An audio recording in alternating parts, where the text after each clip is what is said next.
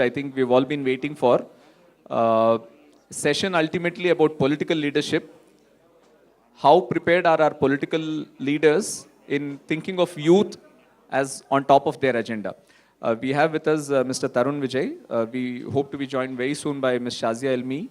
And we have our dear friend Govind Etiraj moderating the session. Over to you, Govind.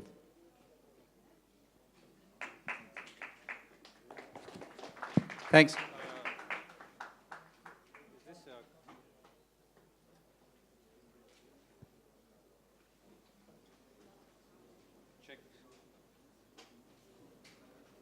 Sorry about this.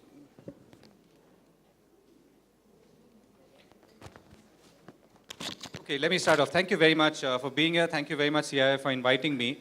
There's a slight disconnect in the way I think your program defines this session. It talks about a youth manifesto. I was a little puzzled, and rightfully so, because there is no youth manifesto, at least on paper. But so I think what Young Indians meant was figuratively. And that's really what we're going to talk about. What does Tarun Vijay, Rajya Sabha Member of Parliament representing the BJP, have in store for young India, young Indians? And as I understand from him, he's equally keen to know more from you about what you want and what you desire from his class of politicians. So, Tarun, let me ask you for a quick a 3 or 4 minute introduction and tell us 2 or 3 things. One is, what does Young India mean to you? Not just statistically, I mean, even in terms of description and the larger sense.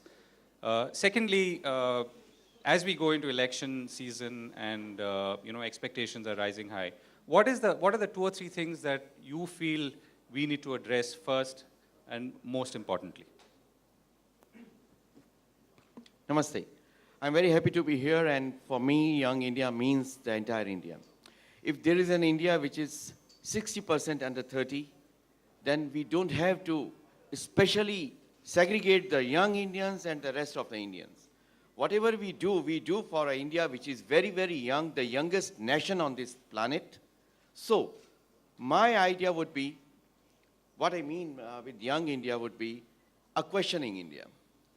My ideal is Nachiketa as a young Indian. Nachiketa was 16 when he had the courage to ask the most difficult questions to Yamaraj, the god of death, and he brought back his father. He had the courage to say that I don't believe till I see that you prove what you say. The young Indian means the being Narendra, Narendranath Dutt, who later became a Vivekananda, and who told Thakur that why should I believe in God till you show me that I can feel and touch and talk to God. I don't believe in what you say. And that was the rebellious, that was the questioning Nachiketa and Vivekananda that makes me an icon for the young India. The person who is able to ask the most difficult questions, the person who says that no, I don't believe in what you have been telling me, and I will have my own out-of-box solution, I will create my own path. The person who can ask his mother that I don't believe that Rama did the right thing sending Sita for Agni Pariksha.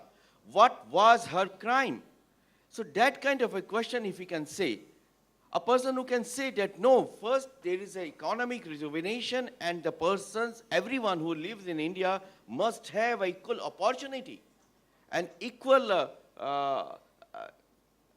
facilitations by the state to rise and improve his condition. And with the empty bellies, there can be no worship of the God. That is, to me, a young Indian perception. And young Indians have always changed the face, the map, the geography, history, and the future of India, whether it was Adi Shankar at the age of 16, he passed away at 32, whether it was Vivekananda who passed away at 38, or whoever, Bhagat Singh, 23. But they became the greatest heroes and the icons who unified the country and who set a path which the entire universe is now following, whether it was Sri Aurobindo or Gandhi. So for me, young Indian means creating your own path, questioning the status quo, changing the status quo, good or bad, you may make mistakes, so what? That's for me, yeah. So let me ask you two quick questions, right? So one of the aspects that seems to be missing is a sense of identity about who we are as a country and where are we going. What does being Indian mean to me? What does being in a democracy mean to me? So that's one. The second is, what are you really doing about my jobs, right? What can I have the same aspirations I did about 7 or 8 years ago when it looked like India was going somewhere? And this is more an institutional question now. This is about what are you planning to do, or what is your response as a party that is contesting for elections? The very first answer is that we are the people who gave the world a sense of universalism and pluralism.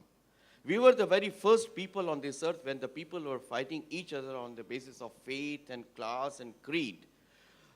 Our ancestors on the banks of river Indus said Vasudhaiva Kutumbakam thousands of years before. And we said that whichever way of worship you follow, you will reach your God. If you are a believer, good. If you are a non-believer, good. If you are an atheist, good. If you are an iconoclast, good. No one has the right to say you are a kafir, you are out of our religious fold, or you are no more a Hindu. It is the only place on this earth which says that no authority can have a right to oust you, to exile you from this fold. People who lived across the Indus, they were called Indians. The land across the Indus was called India. And Indus is Sindhu. So the Greeks could not pronounce sir, they were pronouncing her. Likewise, the people who were across Indus, they were called Hindu, and it became a Hindu Sabhyata, Hindu Sanskriti, Hindu Samaj. So this is a connotation which represents our national identity, worshipping or respecting the nature, pluralism, whichever path you follow, no Galileo to be hanged, every path not to be tolerated. We don't use the word tolerated, but appreciated. There is a story of Charvak, who never believed in God, who wrote against the Vedas, who lived against the Vedas, and he said that there is no next birth. The soul dies with the body. Rinam kritva ghritam pibet. Enjoy your life. जितना कर्जा लेना है कर्जा ले लो और उसके बाद ऐश करके मर जाओ. तुमसे कर्जा लेने वाला कौन आएगा, क्योंकि अगला जन्म तो होगा नहीं. That Charvak was not ousted or exiled. He was given the very exalted position in Shad Darshana, and the highest order of our 6 rishis includes Charvaka. So that is our identity. We are Indians, and we belong to this Hindu culture and Sabhyata, which has given an idea that pluralism has not to be just preached, but has to be lived. And nobody has the authority to say, if you don't believe in what I say, no matter. If you say you are a worshipper, good, you are an iconoclast. Maharshi Dayanand, उन्होंने पाखंड खंडनी पताका ली, मूर्ति भंजन किया और कहा कि मंदिरों में मूर्ति पूजा गलत है, और उसके बाद भी वो हमारे महापुरुष हुए. आप आस्तिक हैं, नास्तिक हैं, मूर्ति भंजक हैं, मूर्ति पूजक हैं, या आप खुद को ही भगवान बना दीजिए. कोई आपको सवाल नहीं पूछेगा कि तुम हो क्या. तो इतनी ज्यादा स्वतंत्रता जहां है, वो हमारी भारतीय पहचान है. So that's the first question. The second one, which is more practical, right? I mean, Jobs. Yeah. That's a very fair question, because when Mr. Vajpayee was there under NDA regime, we had created the largest ever jobs ever created post-independence. I have all the statistics with me.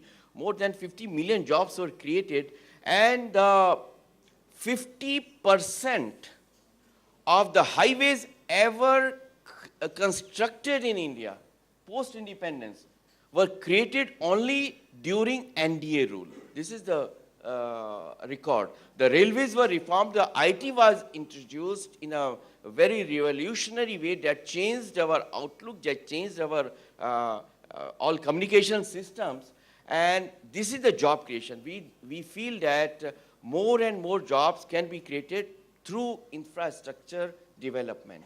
This is what we need most. energy, power, infrastructure, strengthening the manufacturing sector. I was just in Bangalore a month back, and their Electrical Equipment Manufacturing Association had invited me.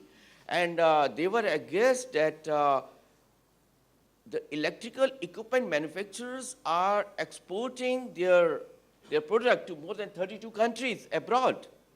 But this government and many of the other state governments are importing from China, 40% of them. And this is simply demolishing, devastating the Indian electrical equipment manufacturing. So what we need to focus is to strengthen the Indian manufacturing sector, creating more wealth in the rural sector, making the rural people proud of their heritage, proud of their jobs. I was in Hyderabad last evening, just came this morning, and there a farmer stood up in the evening and said, कि साहब किसान के बेटे को कोई लड़की नहीं देता. लड़का शहर में है, छोटा मोटा बाबू होगा, चपरासी भी होगा, शहर में एक कमरे के मकान में रह रहा होगा, खेती में उसके पास 50 एकड़ जमीन होगी, लेकिन किसान का लड़का है तो उसको लड़की नहीं मिलती है, क्योंकि किसान की सबसे कम इज्जत है आज. कोई किसान का बेटा किसान नहीं बनना चाहता. किसान का समाज में एक कोई स्टेटस नहीं होता है. आप एक छोटा सा शहर में दफ्तर में सरकारी जॉब कर लें तो उसकी ज्यादा इज्जत. We want to create an atmosphere where the farmer feels honorable citizen of this country, where the farmers are also invited among those urban leaders to the 26th January and the 15th August Rashtrapati Bhavan banquets and their high teas. So this is how we... Sir, can I ask you two quick questions again, and then I'm going to go to the house here. So first is, you talked about farmers. Are you saying that you want to protect them further, or are you saying that you want to create opportunities for them, number one? Number two, you talked about manufacturing. Many of our friends here have some foot in the manufacturing industry. One path forward to improve the efficacy of domestic manufacturing. See, the first is that I don't think that the protection or the protectionism is a very good word. There should be an equal opportunities, and there should be an atmosphere created where the urban centers of growth are also transferred in the rural areas.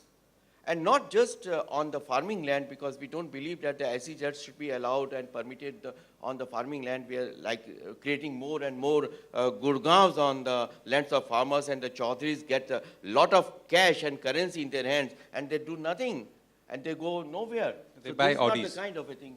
They buy Audis. Yeah. They buy Audis, and what do they do with the Audis? You know about it. So we want to create an atmosphere where the farmer will be very happy to do farming and get a very good price of his product, his harvest. That is one thing. And the second thing is manufacturing. We want to unhurdle, unshackle the new license laws or the conditions that the government is playing. The very first thing is to curb corruption. Why there is a reverse flight of investment from India these days? Because in every office, nothing is happening. If the socialism of the old time has gone after Narasimha Rao, the new socialism of corruption has come in. And people who want to do really good things, create good manufacturing units, they feel so frustrated because at every step, there is a corruption babu, there is a corruption neta, there is a corruption either MLA or MP or other political people or the bureaucrats. So once a person who says, na khaun na khane doon, the manufacturing sector will also get a boost. Okay, I mean, I love to quiz you more, but anyway, I think let's take questions. Huh? Yes, anyone? No questions for, yes. No, wait, you've asked several. So let me finish with someone at the back. Huh? Yeah. Quick questions, 30 seconds, go ahead.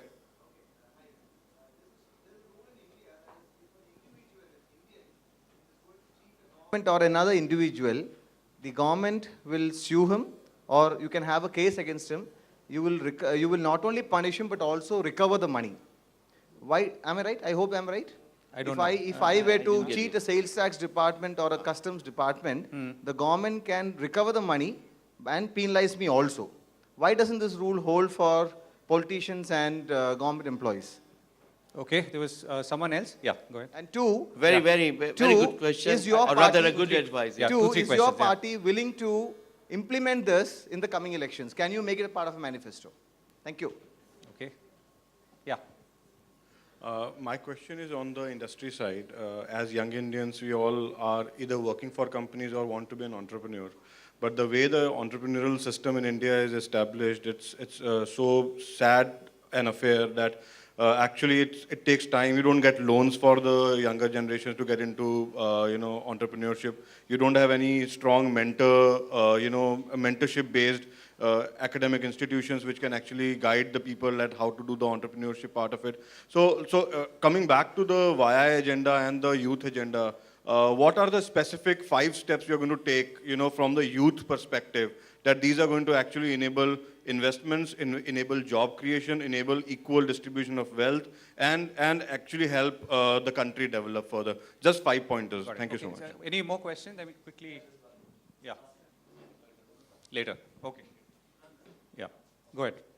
I think the first question is a good advice and a good question that, so far, no politician has ever been indicted or convicted or finally punished because of corruption.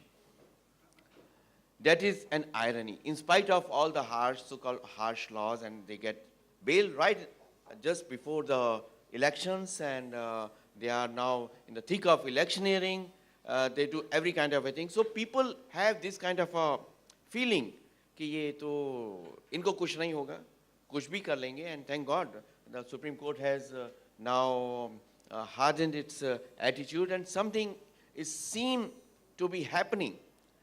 I can give you only Gujarat model example that the corrupt people, the corrupt politicians should not only be reprimanded or sent to jail, but they should be punished. They should be made to quit politics, quit social life, and people must see that they are punished.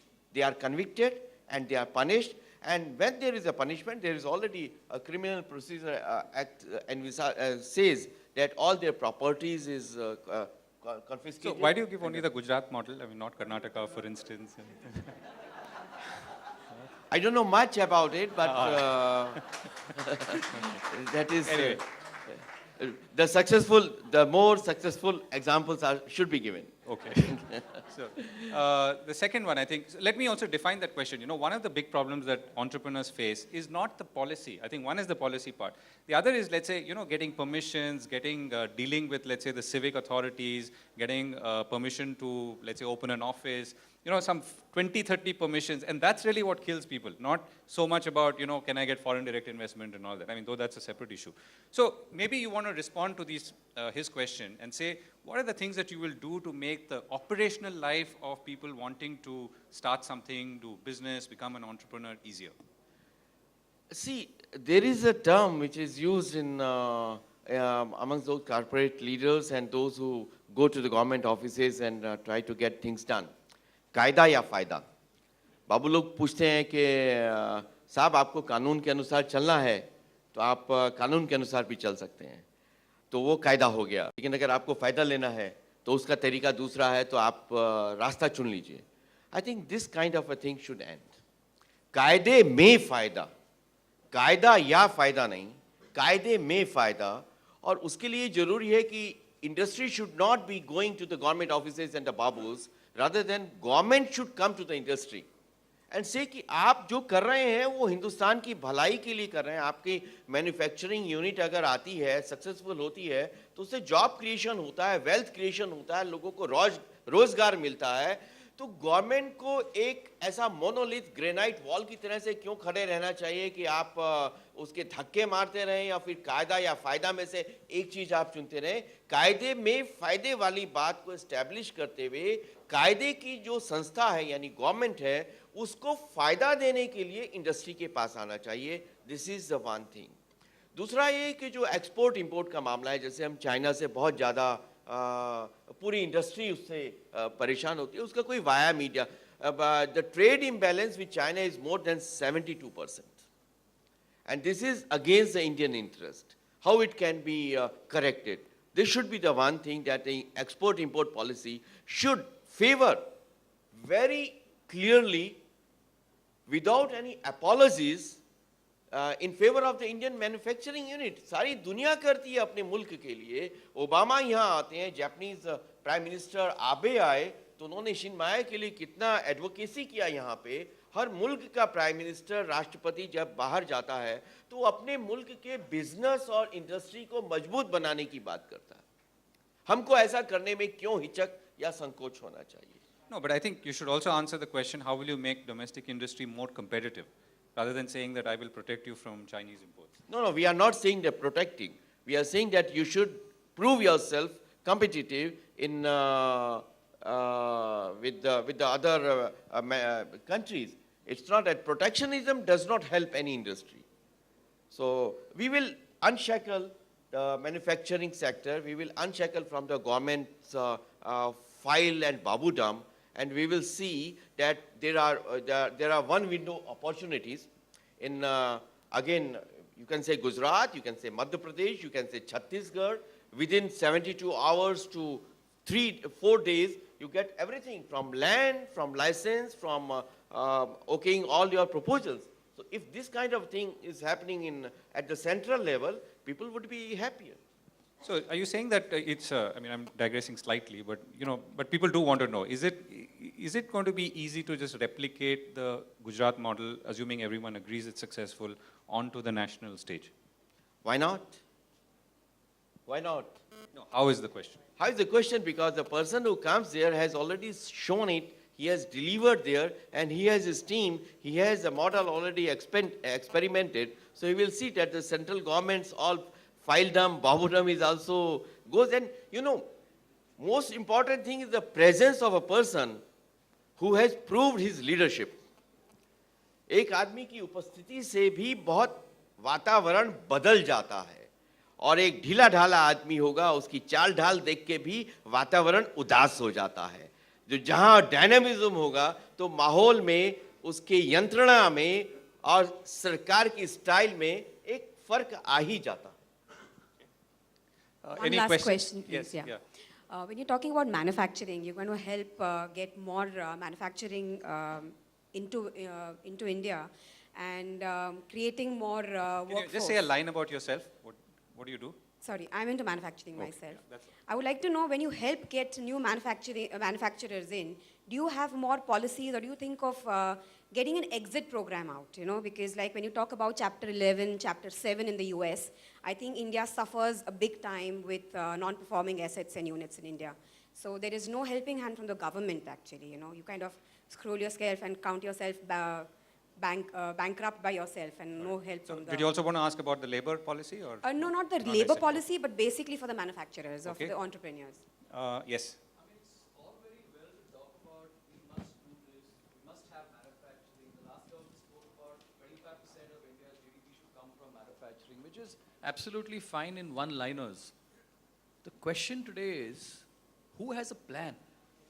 Who has a plan? Is there something really on the ground that you understand? There are certain factor endowments you need to make manufacturing to 25% of your GDP. You need a plan.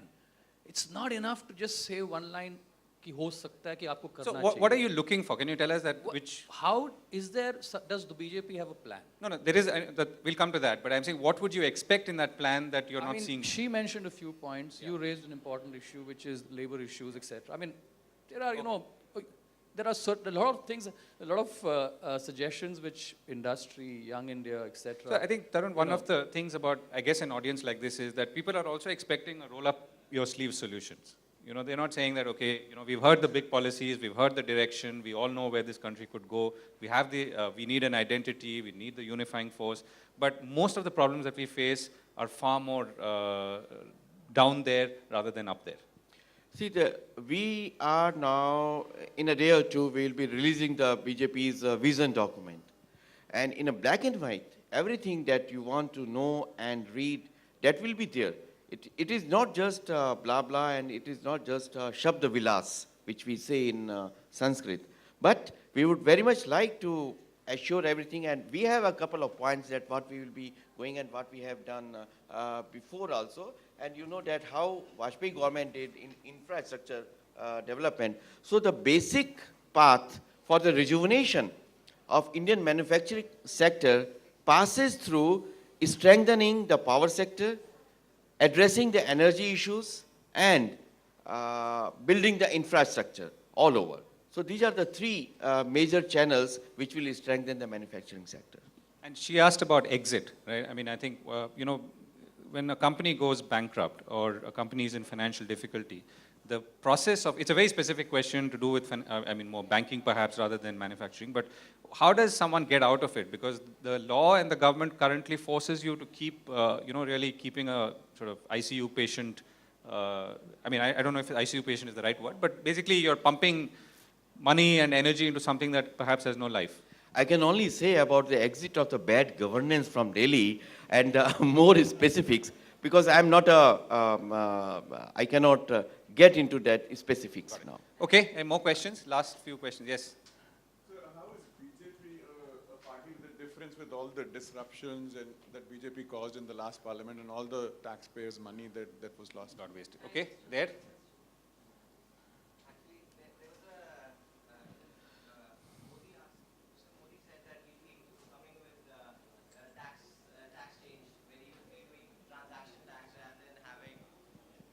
Hi, I'm from J&K.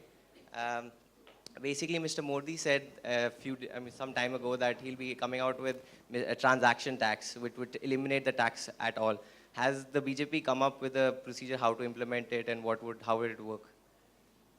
No income tax, only transaction tax. It was a major idea that was discussed, but no decision so far has been taken. And the people are seized of the matter. Perhaps some solution will be out within a few days when we come out with our vision document and manifesto. The second is the party with the difference. You are very right. The situation in the Indian polity is such that almost 99% of the parties have become now family fiefdom. Every single party is known by the leader of its name, whether it's Mamta, whether it's Jayalalitha, whether it's Karunakaran Stalin, or the Abdullahs and Abdullahs and Abdullahs, or the Mufti and the daughter, and Thakres or Badals and other things. There is only one hope, and not I'm saying because I'm BJP. The BJP has still that internal democracy which allows everyone from the block level to the village level to aspire and to dream that he may one day become the party president, and one day he may stake claim to be the prime minister or whatever. So that is one internal democracy that makes the BJP very, very different from every other single party of the country, which is a great hope for pluralism and for protecting the constitutional proprieties of the country. That is one thing. And the second thing is that, yes, we have been having wrongdoers, we have been having those whom people have a different opinion about it, and we have seen that they are ousted, some action is taken about them. But then in Indian politics, you see that the 22 years of Lalu years, 6 terms, more than 5 terms of Jyoti Basu, and they did nothing. So the education and awakening amongst the people is also one big factor that counts in Indian polity.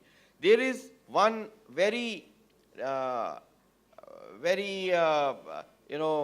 difficult word which the politicians like to weigh when they are deciding about, when they are giving tickets to a contestant, and that is winnability.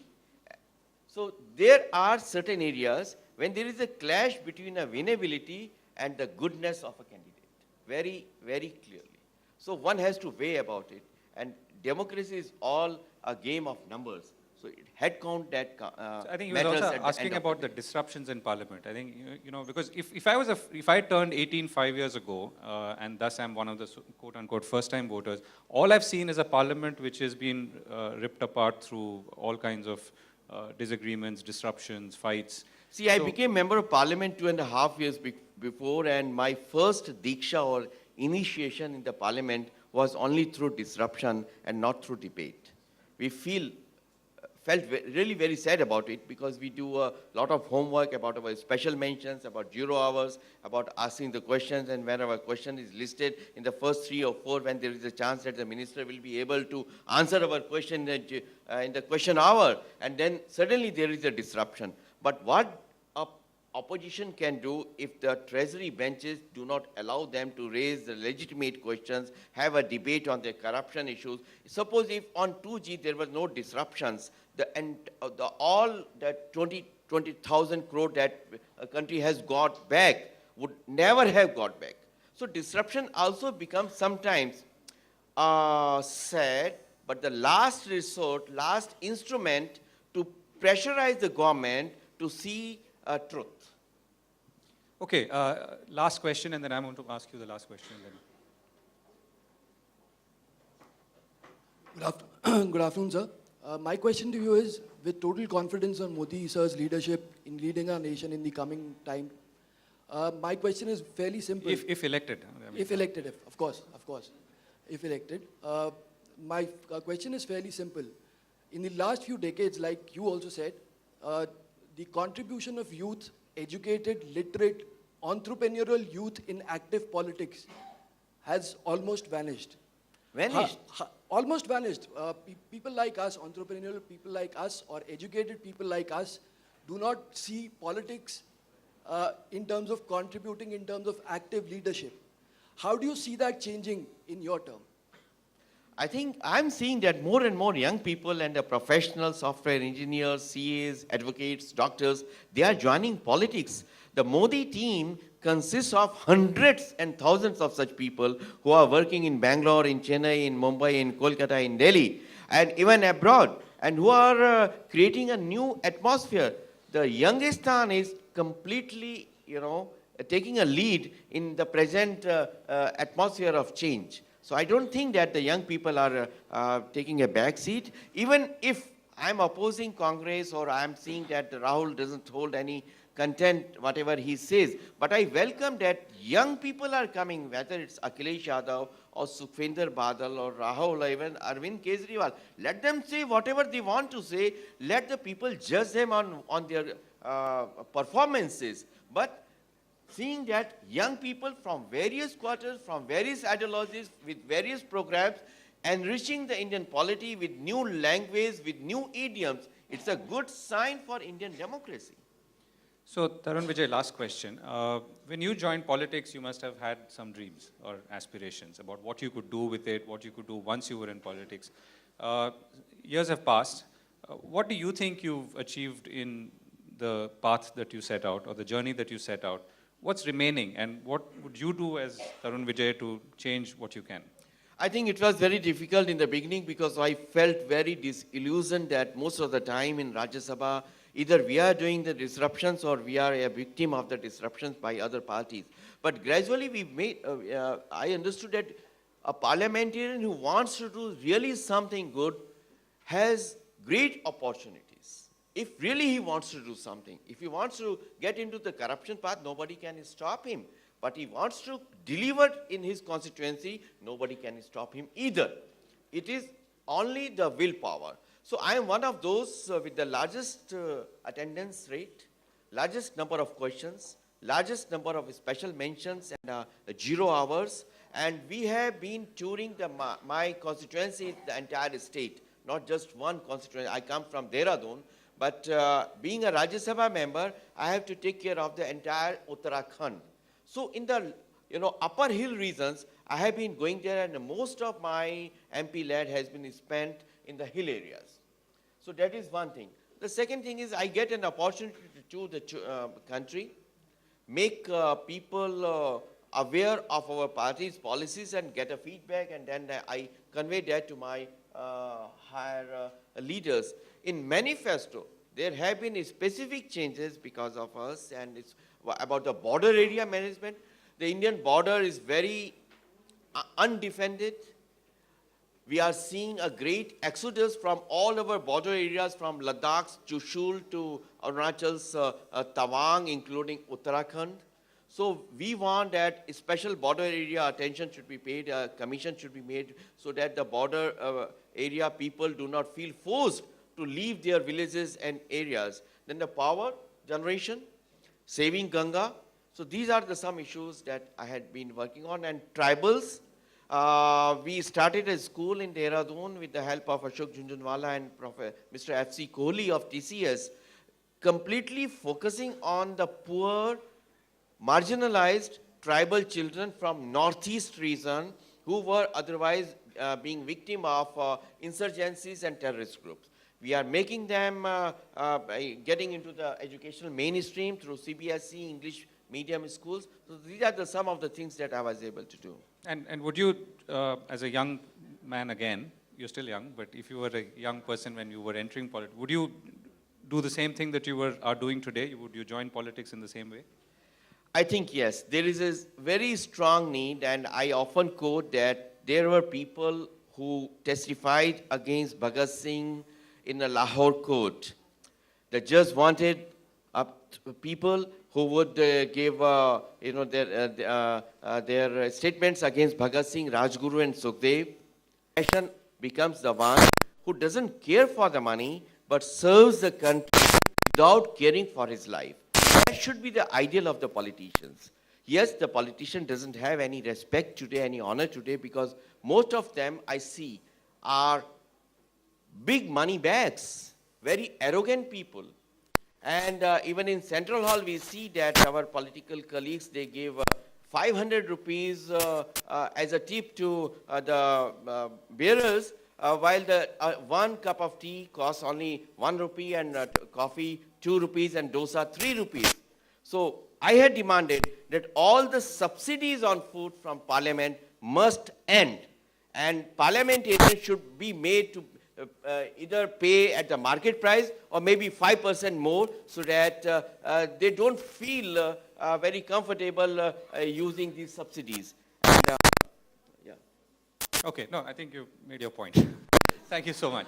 Thank you, Tarun Vijay. Thank you for speaking to us and sharing your experiences and thoughts.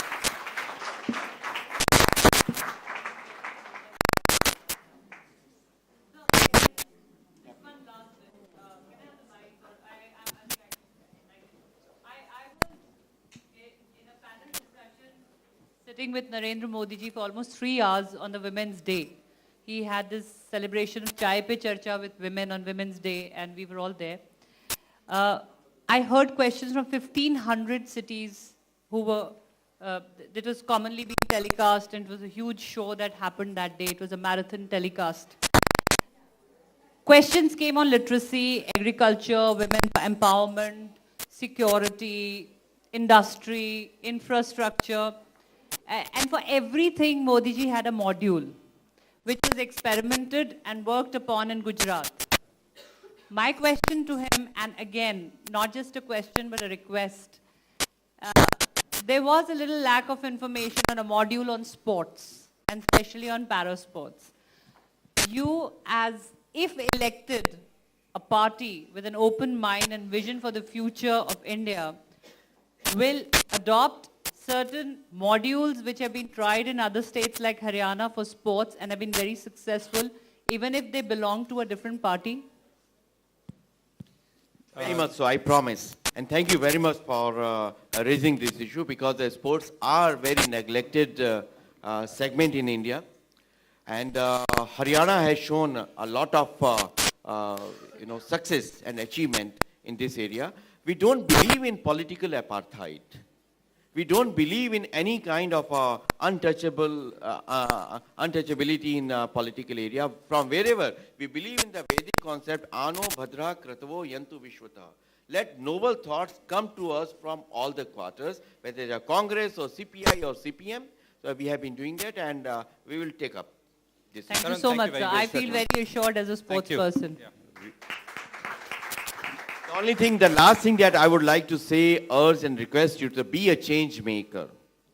And at your end, maybe the political people are not as good as you want to be, but make them better than what they are. And it's your power. Don't facilitate the wrong person. Don't facilitate the bad guy.